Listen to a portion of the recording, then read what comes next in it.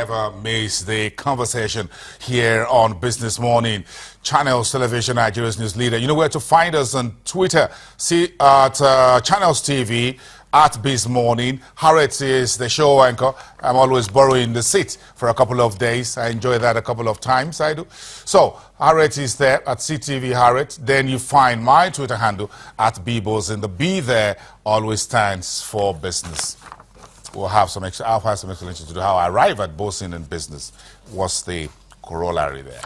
Let's get on and talk about AMCON, the asset management company of Nigeria. The idea was first mooted in around 2004 during the FSS, what we call the financial sector strategy of year 2010. That was under Soludo's administration at the central bank. It didn't see the light of the day until it is now His Excellency the Emir of Kano, Lamido Sanusi, who finally got the AMCON off the ground. That was in 2010. 6 years after, the story is continuing. Oji Udem is a financial and management consultant, bright and early to you here in the studios. Good morning, Oji. Yeah, Thank you very much for coming. We appreciate that. I'm sure this is something you've spent the last 10 years or more tracking the AMCON. How did we get to 5.2 trillion naira debt burden for this agency? But it may be nice to just do a little review of how we even came about the toxic bank, that's AMCON. You know, during the 2008-2009 global financial crisis, many jurisdictions, many financial systems were almost crashing. Okay, initially in Nigeria, we thought that we were insulated from that problem. But sooner than later, it came upon us. And because our banks were heavily exposed to oil and gas assets, the capital market, and in fact, the general lull in the business because of then the slump in oil price, similar to what we are seeing today. So there became a huge stock of toxic assets in commercial banks, to the extent that quite a few of them had to be wound down by the regulator, and in fact sold to other investors, and then their assets transferred to the new owners, and along the way it became very important as our own way of easing the system. That's our own quantitative easing plan, to inject liquidity in the system, to forestall, to curtail the failure of banks, curtail losses of jobs, and enable banks to be able to lend again. We came up with the toxic bank. That's the Asset Management Corporation of Nigeria. So, and the president graciously signed the bill sometime in July 2010, and then AMCON came to life. The essence basically was to take over those very bad assets in commercial banks, to enable those banks to just buy over those debt from them and provide liquidity to these banks, and then to enable the banking system, not fail and be able to continue. And it meant, therefore, that as AMCON bought those debts, they now had the responsibility primarily to drive recovery and collection of those debts, and in some cases to take over some of the businesses, liquidate those, or partner with them to make sure that the economy did not suffer. Now, 6 years after. But you're going to talk about the 6 years after. Okay. That's the question. But again, the question was as of 2010, 2009, 2010, when the then central bank regulator was talking about the AMCON and whatever, there were a lot of ovations on the street. Yep. Yeah, again, the question is 6 years after, you're just about to talk about that. Do we still have the same ovation? Does AMCON still stand out there as an institution that folks look, this was a good agency, it's been a good time being around us? The bad bank model has been tried in many jurisdictions, and if it's run effectively, it's not a bad model. When it came up, the system needed that intervention at that point. It was a stabilizing effort or two to ensure that we did not have a massive crash of our financial system. So the ovation that greeted AMCON's establishment was quite proper. The issue now is that have we been able to conduct the affairs of AMCON, or to run out the strategy the way we intended them? The issue of the asset management partner that we're just talking about, in this past 1 week, we are muted by this same AMCON sometime in 2011, but it's taking a bit, a long while in coming. In as much as, as soon as we're able to start this, it's still a step in the right direction. But somehow, AMCON strategy, maybe was not very clear from the beginning. It wasn't properly mapped out. Was it not clear, or was it muddled up? Was AMCON ambitious or overly ambitious? Because this was an agency that was set up to do the banking sector. Then they went into oil and gas. Then we went into aviation. No, how did they get into oil and gas and aviation? Because the eligible bank assets that they acquired from the eligible financial institutions were assets belonging to players in these sectors. So if you have a debtor who had owed a bank in Nigeria then a massive amount of money, 10 billion, 20 billion naira, and they were unable to pay, and this debt had been transferred to AMCON as a new creditor, then it meant therefore that AMCON had the right to partner with those, go into those sectors, to partner with those debtors to see how those loans could be recovered. In some cases, in those strategic, AMCON classified those bad debts into about 4 categories. You had the small ones, those amounts that were 100 million and below, the one we're talking about now, and then the medium ones, that's 100 million to 1 billion, the large ones, 1 billion to 10 billion, and then the strategic ones, those big, I don't want to call any name here, those big investors in aviation, in oil and gas, whose failure could be very telling on the economy. Very strategic ones. So, I mean, these things were segmented to enable them to manage these things better. So that's how you saw AMCON playing in aviation, playing in oil and gas, playing in a number of other sectors for this rescue mission. Okay, now we're going to talk about recovery plan, the new strategy. But before that, let's go back a little bit and look at the last 6 years or thereabout. And you're saying, okay, hold on a minute. How did we get here? You started with a few hundred billions when the banking sector 2009 happened. Now we're talking about 5 trillion, a little bit over there. Now this debt portfolio began to continue to expand. Yes. Now, is that because the economy itself faces a number of headwinds, or is it because the debtors can pay? When AMCON came out with its strategy of buying over those debts, they phased them. So what you saw was a gradual growth in the bad or toxic asset size because of the phased implementation of the asset purchases. So it was phase 1, phase 2, phase 3. Cumulatively, we're talking about bad debts, we're excluding accruing interest, maybe somewhere around 5.3, 5.6 trillion.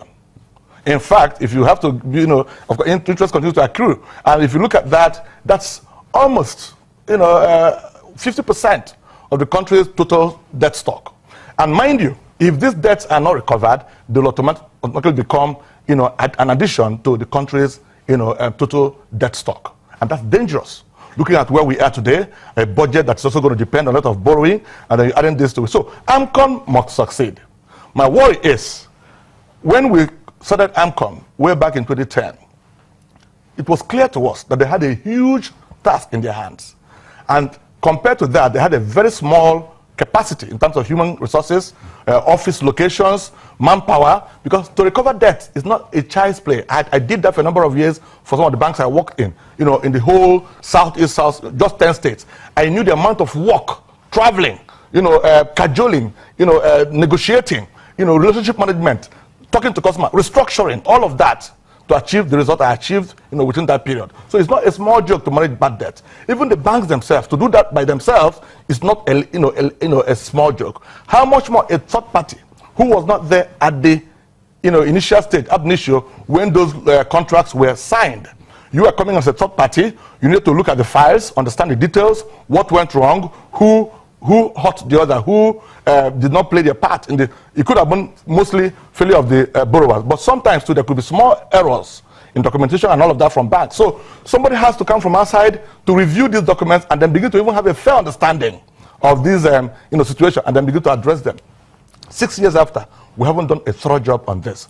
And what we're seeing now is just being done on the small, I told you there are categories. The small portion, those debts, 100 million and below, are the ones that AMCON have now, tried to employ professional consortia companies to help them deal with. And these ones constitute less than 10% of total debt stock. We'll get to that. 6 years down the line, do you think AMCON had been really effective? Do they have the capacity? Does the agency have the capacity to deal with the size of what? And no, yes, because we've had some good leadership in AMCON, right from Chike, the last chairman, to Ahmed Kuru. I have confidence in those guys, to tell you the truth. But there must have been some, internal constraints, whether it were financial or human, that they did not effectively address, maybe because of the problems we've had, in this country ever since then. Paucity of funding of most agencies of government. So somehow, when I say no is now that they did not realize on time that the amount of work they had in their hands were not I mean, it wasn't the amount of work they could do on their own. I'm going to come to that when we come when we come to this stage of talking about how do we recover these loans. I think we just just have to start talking about it right now. Okay, fine. The new recovery plan, bringing new agents to do that, they're a consultant they're going to pay. Now, are you one of the agents? But don't put me on the spot. We'll talk about that later. Okay. I would love to be. I'm a debt recovery consultant. I'm a trainer. We train people to have the capacity on how to recover debts. I've done that for several banks in Nigeria, and it works. There are practical things you must do.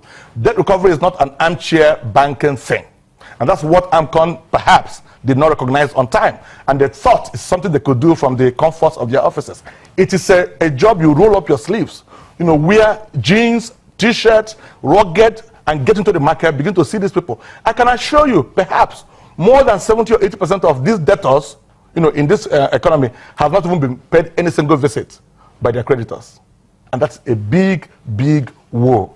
And as you do this businesses may be transformed into something else. Some of them may be changing their names. Some of them may be covering their collateral or their assets, or trying to undo the system. And if you don't catch people early enough when the fund is still flowing, you may not be able to get that money back again. So a lot of damage has been done already. But yet, the effort they have made in the past 1 week, that's appointing the asset management partners, what they call AMPs. Quite a number of them were inducted just a few days ago. And the essence was for them to help AMCON deal with those small loans of 100 million and below, which for me is just less than 10%, about 7% of total debt. The remaining 90%, perhaps AMCON will deal with that on their own. Either way, whether you're using AMPs or AMCON staff or consultants, there is a great deal of work that needs to be done. I have my own suggestions. I think that Nigeria needs to sit down and look at this AMCON situation and look at what framework can we use to support the drive for this recovery. Do we need a special court at this point? Judges who are properly trained, who are trained to properly understand the workings of the financial system in Nigeria. Because what you find is that when loans go bad, you get into the court, a lot of lawyers, those who are on the defendant side, begins to apply a lot of technicalities, knowing full well that most of our judges, with due respect to all of them, are not so conversant with accounting systems of banks, with the way banking books are run. And then, of course, they know about the laws of contract and all of that. But, sometimes, they get to the nitty-gritty. Yeah, when we get to the nitty-gritty, the postings, the ledgers, many debtors will comfortably claim in court that they're not owing this bank, that banks have been overcharging them. And you find that that makes it, and a case that should be on the undefended cost list will generally move into the defended cost list because there are issues, banks are not able to prove their cases beyond reasonable doubt. So it's a big problem. Do we need a special court at this point? I will tell you yes. We need a commercial court. We've been on this for decades. Yes, we need to do that urgently. Again, I insist that despite the appointment of the AMPs, and then, of course, considering the fact that AMCON's staff strength is very, poor or lean at this point. They have less than 350 staff, to deal with this issue around the whole country. Staff to deal about with 300 trillion naira? To deal with 12,000 and something loans, individual loans, 12,000 pieces of them, and the amount up to 5 trillion, which is, much higher than, and, about the three biggest banks in Nigeria. If you look at their asset side, three biggest banks. I'm going to give you an idea of what the problem is. If you take the three top, I don't want to call a name, but if you look at our tier 1 banks, about 3 of them, who may have average of 2 trillion in asset size. That's what you have here. 6 trillion, the amount of risk assets 3 banks will have. And then these banks each at least has about 7,000 or 5,000 staff to deal with some operational staff and marketing staff. And now AMCON has 300 staff to carry the burden 3 big commercial banks could carry. Is not sufficient. And the issue now is, like I said, despite the appointment of these AMPs, AMCON must strategically get back to the drawing board with these commercial banks. Where some of the banks that have most of these debts, have been bottled up by others. We need to wrap this conversation in 30 seconds, very quickly. What's the future of AMCON? Well, it depends on what action that's taken. That's what I'm trying to. Let me quickly just wrap it up. You must work in strong partnership with some remedial asset managers in these banks to help you get to the details of these loans. You must spend some money, fund Capacity building is very critical. Training of these people, even though they have put together AMPs, a consultant, but how well do they understand the terrain of debt recovery? You must spend time to hold conferences, workshops with your own staff and with these people to train them, on this job. Field and get the job done. Documentation issues, negotiation issues, full and final payment negotiation, and all of those. Relationship management, they are critical. And at this point, they're still talking about identifying these debtors and their so it's not a walk in the park. It's still a long way down the line. It's a hard job, I can assure you. Okay, so don't let us finish the conversation today. Why should we? It keeps on. It keeps on going. Yeah? So we'll bring you back again. Always my pleasure, boss. Ojigam is a financial management consultant talking about the asset management company of Nigeria. We'll be right back. We'll get back to the markets. The budget is out on the street. The bond market will be our boss this week. We'll talk about the treasury bills as well. From Afrinvest, Ayodele Jebo is live to us in the next 2 minutes.